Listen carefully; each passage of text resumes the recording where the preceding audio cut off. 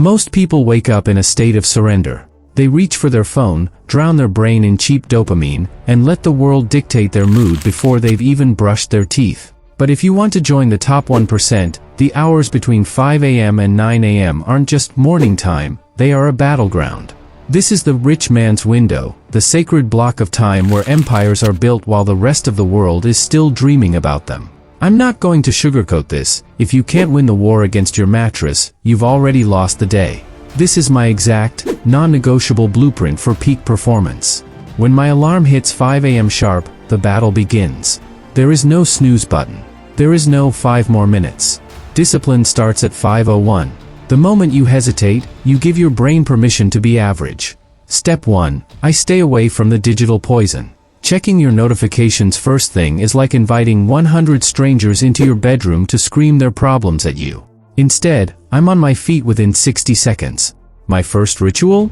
A massive glass of water. Think about it. You've been a dehydrated sponge for the last 8 hours. Hydration isn't just about thirst, it's about metabolic activation. It's the literal on switch for your brain's cognitive function. Now, we move into the engine room of the morning. This is the strategy that shifted my entire reality, the 20/20/20 formula. Originally popularized by leadership expert Robin Sharma, this isn't just a routine, it's a neurological hack. You take that first golden hour and weaponize it by breaking it into 3 precise, 20-minute tactical blocks.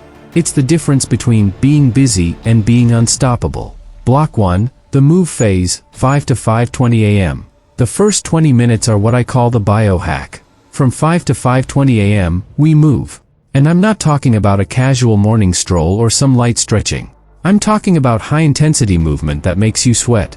Whether I'm hitting the pavement in the freezing dark or crushing a bodyweight circuit in my home gym, the goal is the same: total system ignition. Here is the science that the sleep-in crowd doesn't understand. When you push your heart rate up, you're literally flooding your brain with BDNF, brain-derived neurotrophic factor. Think of it as fertilizer for your brain cells. It repairs neural pathways and supercharges your neural plasticity. By 5:15 a.m., while your competitors are still snoring, you've already engineered a cocktail of serotonin and dopamine. You aren't just working out, you're chemically programming yourself for happiness and laser-like focus. This is why A-listers like Jennifer Aniston and Khloe Kardashian look and perform the way they do. They don't train for vanity, they train for mental grit. Block 2, the reflection phase, 5:20 to 5:40 a.m. Now, after the storm comes the calm. You're drenched, your heart is thumping, and your body is awake. From 5:20 to 5:40 a.m., we shift into the mental reset. This is the reflect block. In a world that is constantly screaming for your attention, silence is a superpower. This is where I sit with my thoughts. Some mornings it's deep meditation, focusing on the breath to lower my cortisol levels. Other days, it's prayer or intense gratitude. But my secret weapon? Journaling. I get the anxieties, the noise, and the half-baked ideas out of my skull and onto paper. Robin Sharma calls this fortifying your heart set and soul set. You are essentially building a bulletproof vest for your psyche. You ask the hard questions. What is my intention today? Who do I need to become to win? Even Oprah, while managing a global media empire, starts her window with this exact type of stillness. You can't build a massive life on a shaky foundation. You need an unshakable core, and you build it in the silence of 5:30 a.m. Block 3, the grow phase, 5:40 to 6 a.m. By 5:40 a.m., your body is awake and your spirit is centered. Now, it's time to feed the machine. This is the grow phase. While the rest of the world is scrolling through toxic news headlines, I am downloading the world's greatest minds into my brain. I don't touch the news. I don't touch social media. I dive into high-leverage material, psychology, strategy, or the biographies of the icons who paved the way. Tom Corley, who spent years researching the habits of the self-made wealthy, found a staggering link between daily obsessive learning and massive success. This 20-minute daily drip is the compounding effect in action. Over a year, this small habit turns into an ocean of knowledge. You aren't just reading, you are outthinking your competition while they're still hitting snooze. The transition, weapons of discipline, 6 to 6:30 a.m. The victory hour is over, but the discipline doesn't stop. Now, I hit the shower. And yes, I end it with a 60-second blast of ice-cold water. It's a shock to the system that triggers norepinephrine, kills inflammation, and makes you feel absolutely invincible. Then comes the zero decision phase. My clothes were laid out last night because I refused to waste cognitive energy on what to wear. Breakfast is fuel, not a feast. I'm talking high protein, healthy fats, eggs, greens, or a powerhouse smoothie. We avoid the carb crash at all costs. And here is the golden rule: I am still offline. My phone is in another room. My laptop is closed. My attention is my most valuable asset, and I'm not selling it to a notification.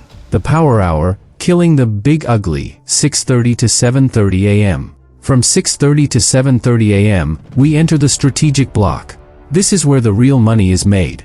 While your brain is at its absolute peak of creativity and problem solving, I tackle the one hard thing. You know exactly what I'm talking about. That big, ugly, intimidating task you've been procrastinating on. The complex proposal. The strategic expansion plan. The high-level creative work. I guard this 60-minute window like a lion. No emails. No Slack. No distractions. This is deep work in its purest form. This is where you create leverage. This is where you build assets that work for you while you sleep. By 7:30 a.m., I've already done more real work than most people will finish by Friday. The triage and connect, 7:30 to 8 a.m. Only now, at 7:30 a.m., do I allow the world in. But I don't enter as a servant, I enter as a commander. This is the triage block. I scan my emails, but I don't get sucked into the vortex.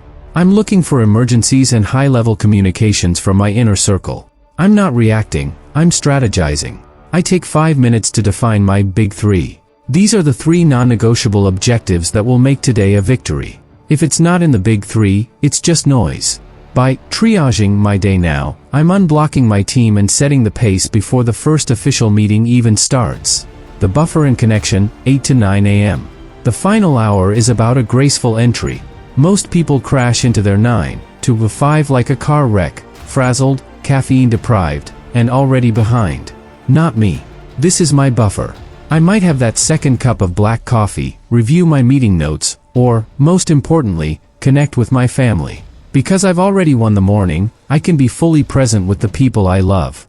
No distracted scrolling at the breakfast table. My space is organized, my mind is clear, and my nervous system is regulated.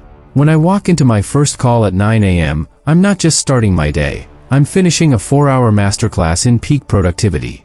The brutal truth, it's about sovereignty. Let's get real. You've seen the 5 to 9 trends on TikTok with the aesthetic lighting and the perfect lattes.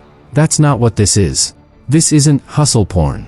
This is about sovereignty. It's about the psychological warfare of knowing that by the time your competition is pouring their first cup of coffee, you've already exercised, meditated, learned, and crushed your hardest task. You don't just have a head start, you're playing a completely different game. You've claimed ownership over your life before the world could demand a piece of you. This blueprint isn't magic. It's a choice. And it's a choice you can make starting tomorrow morning at 5 a.m. If you're ready to stop reacting and start leading, hit that like button and comment day 1 below to commit to your new morning. Don't forget to subscribe for more deep dives into high-performance living. The world is waiting for you to wake up. See you at 5 a.m. Part 5, the night before and the 66-day challenge. The secret starts at 9 p.m. Now, you're probably thinking, I'm not a morning person. Here's the brutal honesty. The 5 a.m. victory is won at 9 p.m. the night before. You cannot dominate the morning if you are sabotaging your evening. My ritual starts with a ruthless shutdown.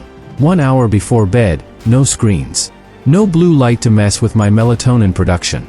Everything is prepped. My clothes are laid out, the coffee maker is ready, and my workstation is clear.